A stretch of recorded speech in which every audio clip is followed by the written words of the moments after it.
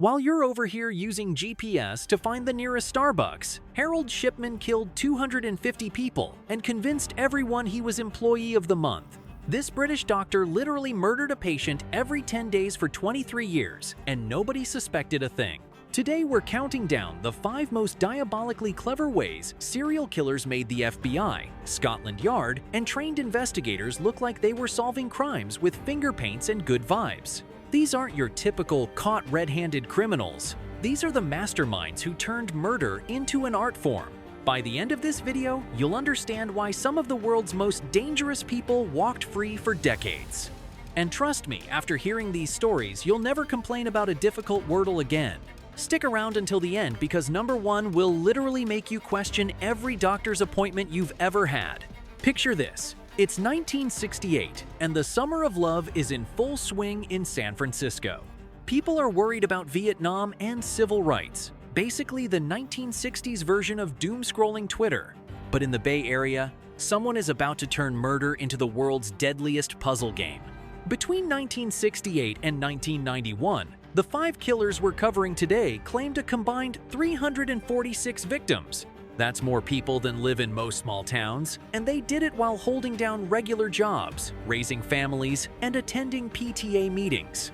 These weren't the Hollywood movie villains hiding in abandoned warehouses. They were your neighbors, your doctors, your co-workers. The FBI estimates there are 25 to 50 active serial killers in the United States right now. Statistically, you've probably been within 50 feet of a serial killer and never knew it.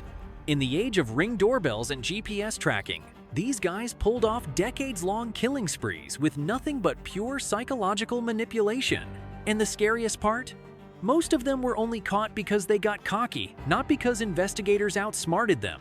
Story number 5. Zodiac's Mind Games. Number 5. The Zodiac Killer turned murder into the world's most twisted escape room. July 4th, 1969. Blue Rock Springs Park, Vallejo, California. Darlene Ferrin and Mike Mageau are sitting in a car when a stranger approaches with a flashlight. 40 minutes later, the Vallejo Police Department gets a call. I want to report a murder. But here's where it gets absolutely unhinged. The caller gives perfect details about the crime scene.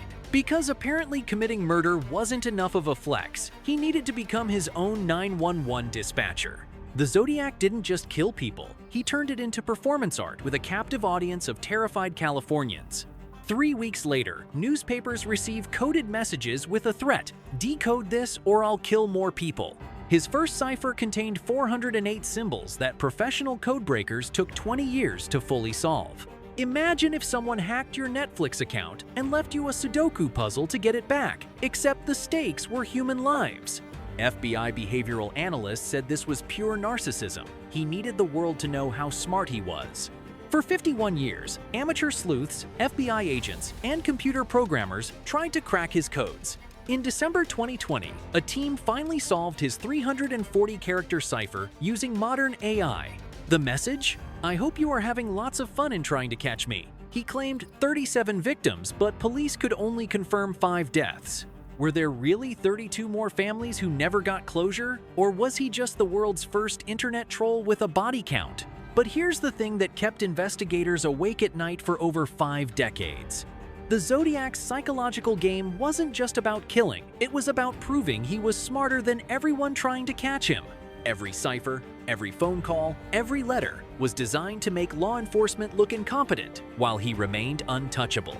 He created a cat-and-mouse game where he controlled every move, and the authorities were always 3 steps behind. The real terror wasn't just that he was killing people, it was that he was doing it while making the entire criminal justice system look like amateurs. And as we'll see with our next 4 killers, this pattern of psychological superiority over investigators became the blueprint for getting away with murder for decades. Story number 4. BTK's Vanishing Act. Number 4. Dennis Rader, aka BTK, pulled off the ultimate magic trick. He made himself disappear for 14 years. Between 1974 and 1991, he killed 10 people in Wichita, Kansas. Then he just stopped. Not because he got caught, not because he died. He literally got bored and decided to become a suburban dad. While police were hunting a monster, Rader was working as a compliance officer for the city. His job was literally enforcing rules and regulations. He was a church council president, Boy Scout leader, and neighborhood watch captain. Talk about hiding in plain sight. This guy was basically playing Where's Waldo with murder, and he was winning. For 14 years, the Wichita police had absolutely nothing. Cold case files gathered dust in boxes, while Rader was probably helping old ladies cross the street and teaching kids how to tie knots. FBI profilers were convinced he was either dead, in prison, or had moved away. He was attending the same church as some of his victims' families, comforting them during their grief.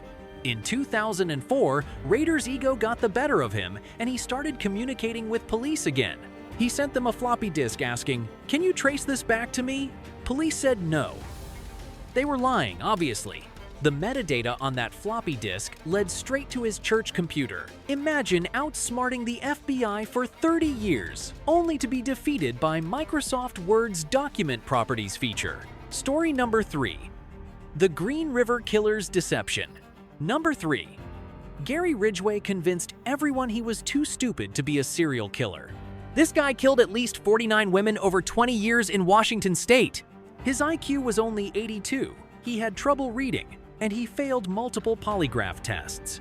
Detectives kept releasing him because they thought he was just a weird guy who got nervous around cops. Ridgway worked at the same Kenworth truck factory for 32 years. Never missed work, never caused trouble, always volunteered for overtime. His colleagues described him as quiet, harmless, and the kind of guy who'd give you the shirt off his back. Meanwhile, he was literally dumping bodies in the Green River during his lunch breaks. For 2 decades, Ridgway attended victims' funerals and joined search parties. He would comfort grieving families while secretly knowing exactly where their daughters were buried. Psychologists say this gave him a sense of power and control apparent. He was literally watching people suffer from his actions while appearing to help. The audacity is honestly impressive in the most horrifying way possible. Police interviewed Ridgway multiple times throughout the 1980s and 1990s. In 2001, DNA technology finally caught up with him. A single hair sample from 1987 matched his DNA profile with 99.9% certainty. When confronted with the evidence, Ridgway confessed to 48 murders to avoid the death penalty. He led investigators to body dump sites they never would have found, revealing the true scope of his crimes. Story number 2. Ted Bundy's legal mastermind move. Number 2. Ted Bundy literally defended himself in court and almost got away with it. This guy escaped from prison twice. Not once, but twice. June 7, 1977, he jumped out of a courthouse window during a recess. December 30th, 1977, lost 35 pounds, squeezed through a hole in his cell ceiling, and walked out the front door. Imagine being so confident you use your murder trial as an escape room. But here's Bundy's masterpiece. He convinced people he was innocent by being charming. He received hundreds of love letters in prison from women who believed he was framed. This was before dating apps, so apparently prison pen pals were the move. During his trial, he cross-examined witnesses and gave opening statements. The judge even complimented his legal skills, saying he would have made a good lawyer. Bundy was literally getting career advice while on trial for murder. He killed at least 30 women across 7 states in the 1970s. But he was also a law student who knew exactly how the system worked. For 43 days after his second escape, he was free while the FBI had no idea where he was. He was attending law school, working political campaigns, and dating women who had no clue they were sleeping with America's most wanted man. These 4 killers had one thing in common. They understood that the key to getting away with murder wasn't just avoiding physical evidence. It was psychological manipulation on a massive scale. They didn't just hide from investigators. They made investigators look incompetent while hiding in plain sight. The Zodiac turned murder into a game show where he was always the host. BTK became the perfect neighbor while bodies piled up in his wake. Ridgway played dumb so convincingly that police apologized for bothering him. Bundy charmed his way through the legal system like he was running for student body president. For a combined total of over 100 years, these 4 men made law enforcement agencies look like they were playing checkers, while the killers played chess. But here's where their decades of psychological dominance came crashing down. Technology caught up with their mind games. DNA analysis, computer forensics, and digital footprints became the great equalizers that no amount of charm or manipulation could overcome. The Zodiac ciphers were finally cracked by artificial intelligence. BTK's floppy disk betrayed him through metadata he didn't understand. Ridgway's hair sample from 1987 became his death sentence in 2001. Bundy's legal brilliance couldn't argue with forensic evidence linking him to crime scenes across multiple states. After decades of making investigators look foolish, science had the last laugh. But our #1 killer found a way to beat even the most advanced forensic technology of his time. And his method was so simple, so perfectly hidden in plain sight, that it makes all these other masterminds look like amateurs. Story number 1. The ultimate mastermind. Number 1. Harold Shipman, the most prolific serial killer in modern history. 250 confirmed victims over 23 years as a trusted family doctor. He would visit elderly patients at home and inject them with lethal doses of morphine. Then he'd fill out death certificates saying they died of natural causes. Imagine having that much trust in your doctor and… yeah, this is why I have trust issues. The death rate in his practice was 3 times higher than other doctors, but nobody connected the dots.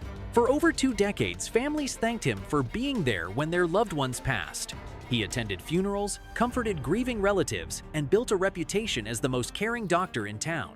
Shipman wasn't just killing people. He was being praised for his compassion while doing it. He received awards for his dedication to elderly care.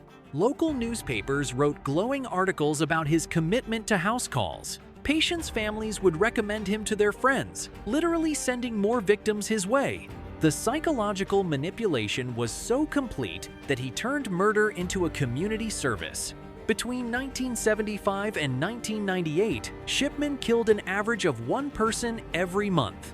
That's more victims than the Zodiac, BTK, Green River Killer, and Ted Bundy combined. And he did it all while being considered a pillar of the community. Shipman's downfall came when he got greedy and tried to forge a will. Kathleen Grundy's daughter was suspicious about her mother's sudden will change, leaving everything to Shipman. After 250 murders, it was paperwork that finally got him. When police investigated, they found a pattern going back decades. Shipman had been playing God with people's lives since 1975. The exhumation of bodies revealed lethal levels of morphine in victim after victim. Families who had mourned natural deaths discovered their loved ones had been murdered by the man they trusted most.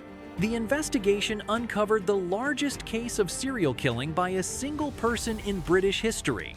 Shipman was sentenced to life in prison and died by suicide in 2004. Even in death, he maintained control, refusing to explain his motives or reveal if there were more victims. So, there you have it, 5 serial killers who made the FBI look like they were solving crimes with a magic 8-ball. These cases took a combined 127 years to solve, involved thousands of investigators, and cost millions of dollars. And most of them were caught because they got cocky or made one tiny mistake. The Zodiac's need for attention led him to send traceable communications. BTK's technological ignorance betrayed 30 years of careful planning. Ridgway's single hair sample from 1987 became his undoing 14 years later. Bundy's charm couldn't overcome forensic evidence linking him to multiple crime scenes. Shipman's greed for money finally exposed his greed for power over life and death. The scariest part? These are just the ones we know about. There are an estimated 25 to 50 active serial killers in the United States right now. Sweet dreams, everyone! So, what does this mean for us in 2024? Dating apps have made it easier than ever for predators to find victims, but they've also created digital trails that make it harder to disappear. Social media gives us the illusion of knowing someone, but these killers prove that people can maintain perfect facades for decades. The victims who survived these encounters all had one thing in common. Ah yes, they trusted their instincts when something felt wrong. Advanced DNA testing has solved cold cases going back 50+ years. Cell phone data, credit card records, and surveillance cameras make it nearly impossible to commit crimes without leaving evidence. But artificial intelligence and deepfakes are creating new ways for criminals to manipulate evidence. FBI behavioral analysts say the next generation of serial killers will be tech-savvy in ways we can't imagine. Trust your gut. If someone gives you creepy vibes, there's probably a reason. Share your location with trusted friends when meeting new people or going to unfamiliar places. Learn the warning signs of manipulation and gaslighting, anyone. These killers were masters of psychological control. Here's the most terrifying part of all these stories. The FBI estimates that only 1% of serial killers are ever caught. For every Bundy, Ridgway, and Shipman we know about, there are 99 others who got away with it. Right now, there are an estimated 25 to 50 active serial killers in the United States. They're working regular jobs, attending church services, and helping their neighbors with yard work. They're the co-workers who always volunteer for overtime, the doctors who make house calls, the helpful strangers who offer assistance. The psychological profiles that made these 5 killers so successful are still out there, refined by decades of technological advancement and social media manipulation. The quotable ending. Remember, the difference between a criminal mastermind and getting caught is usually just one Google search, one DNA sample, or one moment of overconfidence. Next time someone complains about technology invading their privacy, remind them that digital footprints are the only reason we caught half these killers. These 5 masterminds thought they were playing chess while everyone else played checkers. But in the end, science, technology, and good old-fashioned detective work had the last move. If you enjoyed learning about people who make your worst Monday look like a spa day, smash that subscribe button, because next week we're covering the 5 most insane prison escapes that made Alcatraz look like a daycare center.